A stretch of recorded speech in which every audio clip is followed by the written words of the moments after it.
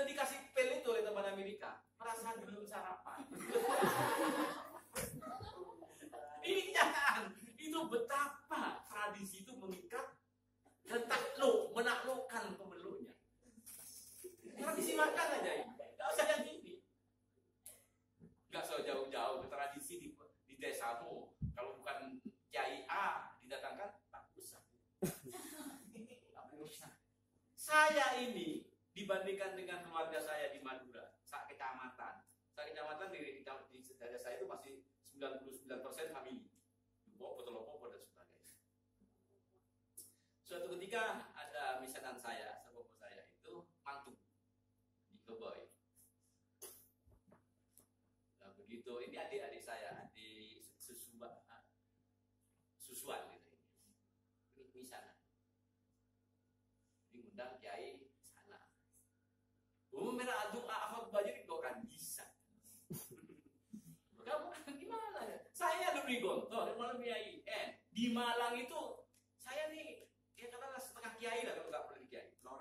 Lora saya bilang. Apa jawabannya itu? Maaf, budget pentas. Cuma tak ambil. Ada nilai jual bang. Ini nggak ada nilai jualnya. Artinya apa? Tradisi kiai ini nggak kalau padahal materinya sama. Cara pengungkapannya mungkin lebih saya, orasi saya lebih bagus mantan ketua MI. Ya mungkin lebih bagus. Tapi tradisinya di situ begitu. Ditolak. Ya. Itu betapa tradisi itu sangat kejam, anti perubahan, beku, dan menaklukkan. Jadi tak berkutik pemeluk-pemeluk. Ya, sudah. Lanjut. Karena kecenderungan tradisi untuk tetap mempertahankan diri terhadap kemungkinan perubahan nilai-nilai. Terus. Maka dalam kenyataan ikatan tradisi sering jadi penghambat perkembangan peradaban dan kemajuan manusia. Itu. Ya karena tradisi tadi seperti yang saya katakan beku, anti perubahan, menaklukkan ini, maka seringkali tradisi itu menjadi penghambat peradaban, kemajuan peradaban dan kebudayaan. Ya contohnya tadi itu, beri ini, akhirnya ya nggak ditemukan teknologi.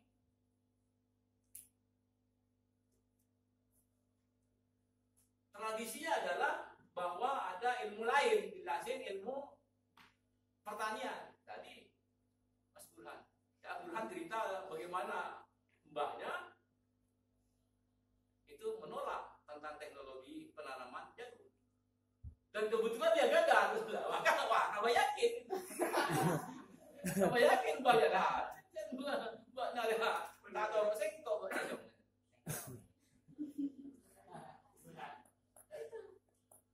Betapa jadi tradisi itu mengikat, menaklukkan dan selalu mempertahankan dari perubahan. Dan itu yang akan menghambat kemajuan peradaban. Ya beri contoh sebanyak-banyaknya itu.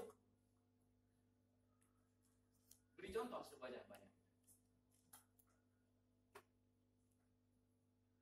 Lanjut. Bismillah. Terdapat tradisi kebudayaan diperlukan sebagai sumber tata nilai guna menopang peradaban manusia. Tapi nilai-nilai itu melembaga dalam tradisi yang membeku dan mengikat, maka justru merugikan peradaban. Jadi ini kan ya, kenyataan dengan konsep di muka itu manusia memerlukan kepercayaan tata nilai guna menopang budayanya. Kepercayaan harus benar dengan cara yang benar.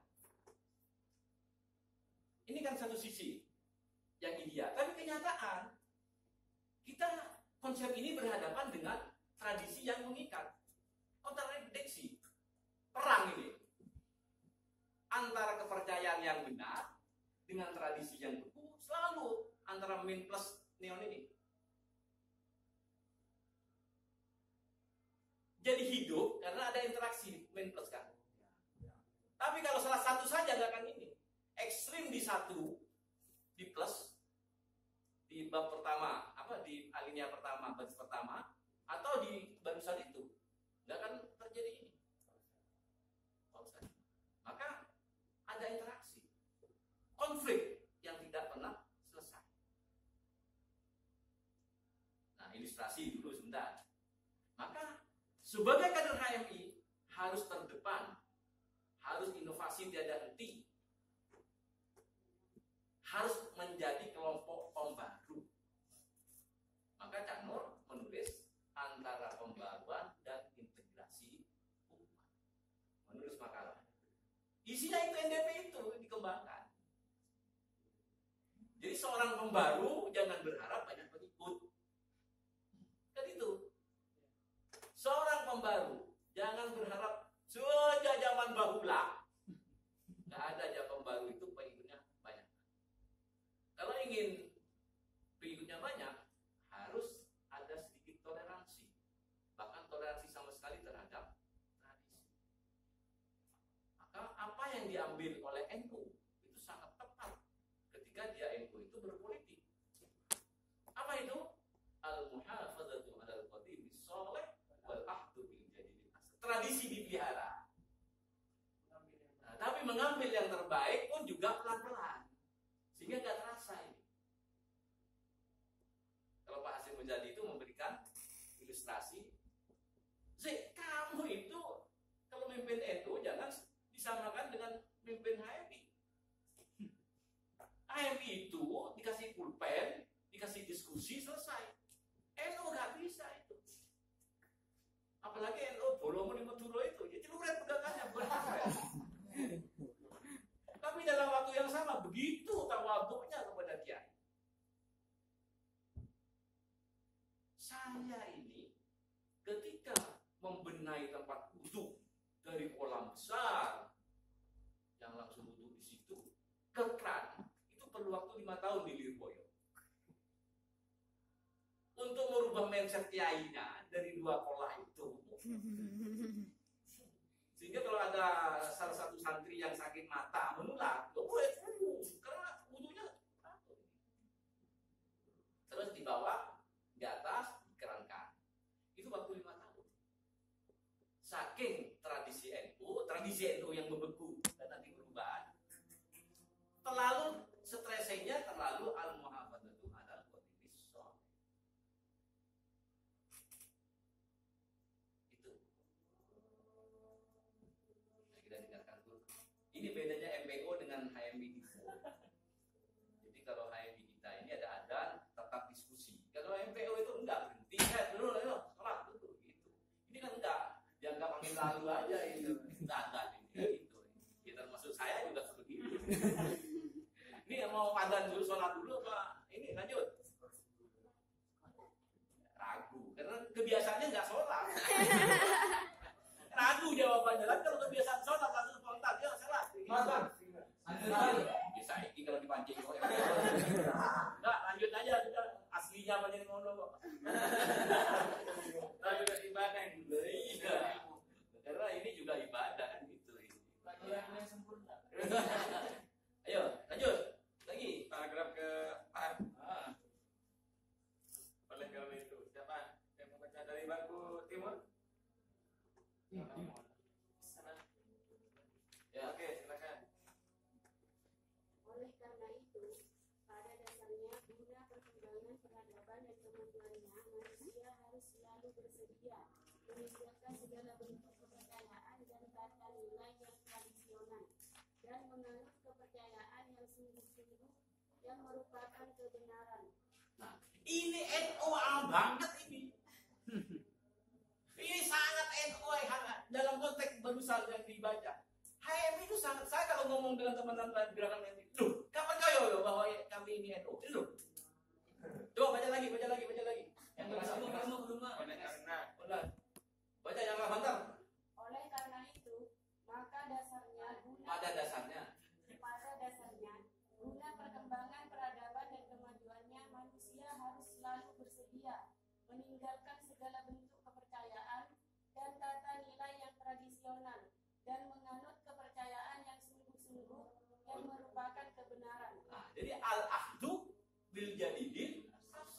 sanggup al-ahdu itu. Loh, saya ini al-ahdu itu tidak sah. Saya bilang ini. Masa saya diragukan tidak aswaja, tidak sunnah wal jamaah. Masa Muhammadiyah? Ini buktinya. Jadi sekarang ini, kalau dalam diskusi yang hanya NDP hanya 2 jam, 3 jam, tidak pernah saya berikan contoh ini. Jadi kalau ini pendalaman NDP, sekalian sebagai penggerak HMI yang berhubungan dengan NU, bilang sama Kiai ini loh, NU banget saya ini. Apa al-muhafadzatu ala qadimil asnabal jadi al-akhdhu bil jadil asla ini loh, sanggup meninggalkan yang tradisional dan menganut kepercayaan yang itu sanggup, kesanggupan untuk tidak makan nasi, cukup roti, sanggup. Karena tradisi roti itu apa? Nasi itu tradisional, nilai-nilai tradisional. Untuk mencari yang benar. Paham ini? Ini senjata kalian untuk menghadapi orang NU. Untuk menghadapi kalian sendiri. Jadi kalau dikatakan enggak, secara konseptual HMI itu al-akhdhu bijadil aslah. Tapi tidak berarti meninggalkan sama sekali tradisi. Sanggup meninggalkan hal-hal yang tradisional. Maksudnya apa? Tradisional yang mengikat dan menghambat peradaban. Kalau selama itu tidak mengikat, tidak masalah. Tahlilan misalnya, ini mengikat apa enggak mengikat? Ya sudah, tidak apa-apa, tidak masalah. Cuman mungkin bisa modifikasi tahlilnya ya nggak usah diundang ke rumah, cukup di sekolahan lah. Atau pikir pakai jas. Bisa. Jadi sekarang itu misalnya tradisi kiai amplop, bukan amplop, tradisinya adalah berkat. Ya sudah kiai nggak usah berkat, nanti ke medis sendiri lah, nanti transfer aja kan. Digesek aja nanti selesai. Jadi NU banget ini, kayak begitu. Al-akhdhu bil jadidil aslah, mengambil nilai yang terbaik, menyerap. Intinya apa di situ? Seleksi dan akomodasi. Kata-kata tadi itu seleksi dan akomodasi. Terlalu selektif tidak akan bergerak. Cari gubernur yang kiai, yang paham nahwu sorof, fikih, tasawuf, terlalu selektif. Tapi terlalu akomodatif, kehilangan identitas.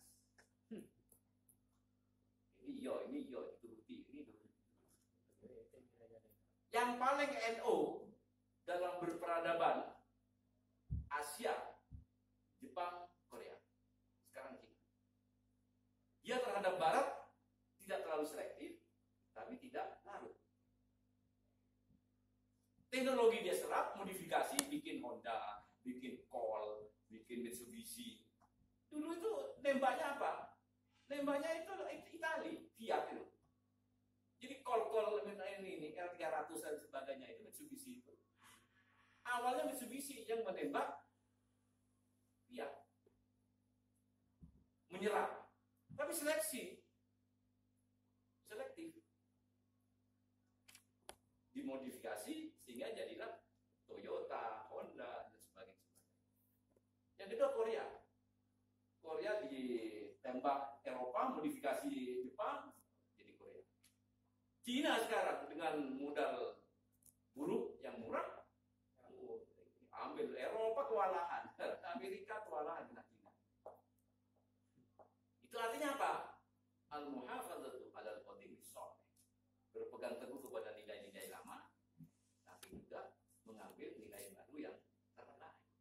Itu NDP tadi itu. Sanggup meninggalkan nilai-nilai kepercayaan yang tradisional. Artinya apa di situ? Kok sanggup, ada kata-kata sanggup meninggalkan kepercayaan tradisional. Artinya bahwa keimanan seseorang maupun kelompok dinamis. Tidak sekali untuk selamanya. Saya ulangi lagi, ini sensitif.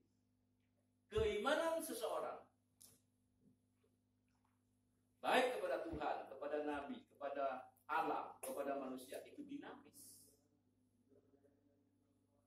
Itu catat. Keimanan itu dinamis.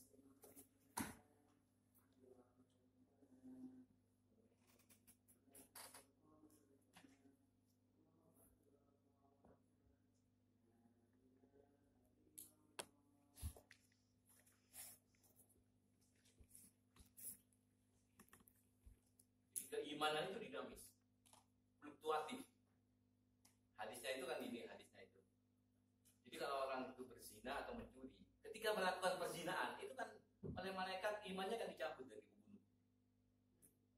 Ketika mencuri, ketika korupsi, kita ngicok sama nyopet, nyopet. Ketika beberapa detik itu imannya dicabut. Setelah nggak nyopet, baru dikembalikan lagi. Kan gitu hadisnya. Cari di YouTube, cari lah ya hadis.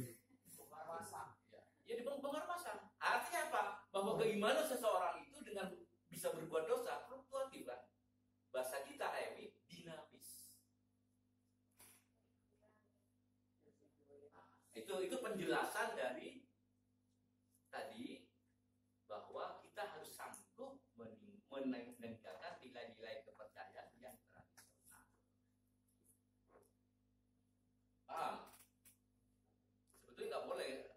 Guru itu nggak boleh. Paham nggak boleh. Untuk ngetes paham nggak paham, beri contoh. Gitu.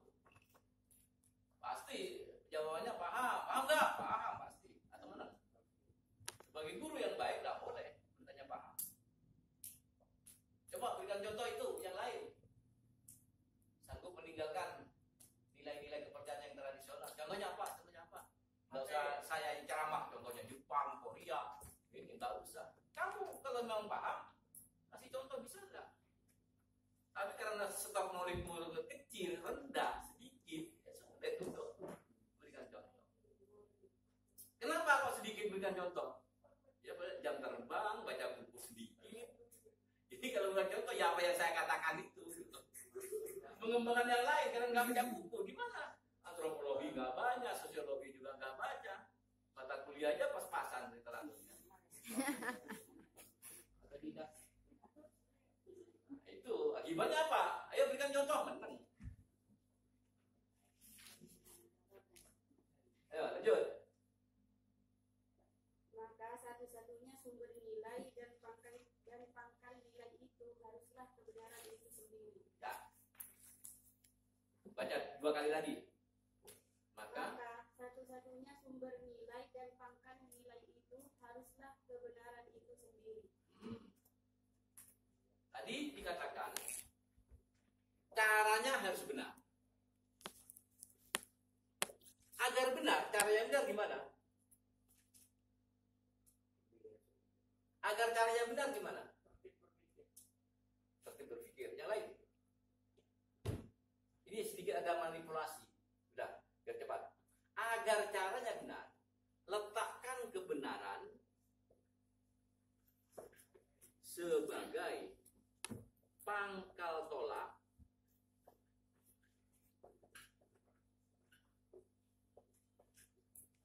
dan tujuan sekaligus. Ini agak manipulasi. Jadi peserta LK1 terutama nggak usah bagaimana cara mendapat kebenaran. Agar caranya benar, jadikan kebenaran sebagai pangkal tolak dan tujuan sekaligus.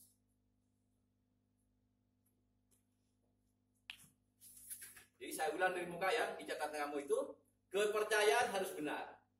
Agar benar, maka caranya harus Benar. Agar caranya benar, jadikan kebenaran sebagai pangkal tolak dan tujuan. Kebenaran yang mana yang akan kita jadikan pangkal tolak dan tujuan sekaligus? Yaitu kebenaran absolut atau mutlak. Ini nggak usah dijelaskan. Anak LK1 nggak bisa saya langsung beritahu aja. Kayak kamu sekarang aja sudah nggak perlu. Kenapa mutlak dan sebagainya? Diberitahu aja. Saya ulangi lagi, kepercayaan harus benar. Untuk benar caranya harus benar. Agar caranya benar, maka tujuan sekaligus. Nah, kebenaran yang mana yang akan kita jadikan mutlak? Kebenaran yang sebagai pangkal tolak dan tujuan sekaligus, yaitu kebenaran absolut ataupun kebenaran mutlak. Apa ciri khasnya kebenaran absolut? Nah, kebenaran absolut cirinya adalah kebenaran mutlak atau absolut itu tidak terikat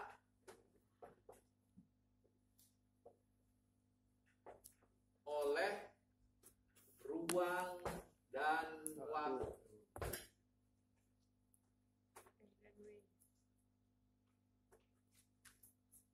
Ini diberitahu aja sudah ini dulu. Saya ulangi lagi dari muka. Kepercayaan harus benar. Ini sudah masuk koridor logika. Kebenaran bisa dicapai dengan cara yang benar. Agar caranya benar, maka letakkan kebenaran sebagai pangkal tolak dan tujuan sekaligus. Kebenaran yang mana yang akan kita jadikan pangkal tolak dan tujuan sekaligus? Yaitu kebenaran absolut atau mutlak. Cirinya tidak terikat oleh ruang dan waktu. Saya ulangi. Cirinya kebenaran absolut itu tidak terikat oleh ruang dan waktu. Kebenaran absolut, bahasa lainnya apa? Yang tidak terikat, sesuatu yang tidak terikat oleh ruang dan waktu. Bahasa kulturalnya, kalau ini kan logika tadi, bahasa logikanya. Bahasa kulturalnya, segalanya. Apa yang lain? Yang tidak terikat oleh ruang waktu, yang selama ini kamu pahami, stok knowledge-mu. Dalam bahasa ini kan bahasa ini adalah dalam wilayah logika. Kalau dalam wilayah kultural, so apa dalam bahasa budaya yang tidak terikat oleh ruang dan waktu? Namanya apa? Suku bahasa. Suku bahasa. Cak Noreng Madura suku bahasa. Bahasa Indonesia apa? Tuhan. Bahasa Arabnya? Allah. Jadi Cak Noreng Madura suku bahasa. Bahasa Indonesianya Tuhan. Bahasa Jawanya Gusti, bahasa Inggrisnya God, bahasa Arabnya adalah Allah. Jadi kalau begitu yang kamu sembah dalam perspektif logika adalah Tuhan. Itu kultural. Dalam perspektif dalam wilayah logika yang kamu sembah adalah kebenaran. Lu ragu? Kebenaran yang sangat mutlak. Iya. Hakiki. Dalam wilayah ilmu logi, filsafat logika yang kamu sembah apa? Hah? Lu kok ragu? Kebenaran mutlak. Kebenaran Mutlak. mutlak. Dia itu kebenaran mutlak itu tidak bergantung kepada siapa-siapa. Independen ini. Tidak depend on. Ya, kalau depend on kan bergantung. Maka ini tempat bergantung. Jadi kalau begitu kebenaran absolut dalam bahasa Arabnya adalah Allah. Bentar sebelum melanjutkan. Nah, kita selalu terikat kalau begitu dengan Allah. Kita selalu terikat depend on kepada kebenaran. Jadi yang pokok bagi kita apa? Yang pokok bagi kita apa? Kebenaran. Ayo silakan. Yang pokok adalah kebenaran. Jadi kita selalu terikat dengan kebenaran. Bahasa lainnya terikat dengan Tuhan, dengan Allah. Maka, kita lanjutkan dulu. La ilaha illallah. Jadi kebenaran relatif itu tiadakan dari otakmu, dari benar. La ilaha, cuci, brainwashing, komitmen dengan relatif buang. Kalau mau masuk Islam, yang ada di benakmu adalah kebenaran absolut yang tidak terikat oleh ruang dan waktu, yang disebut dengan nama itu. Jadi la ilaha itu dibuang jauh-jauh.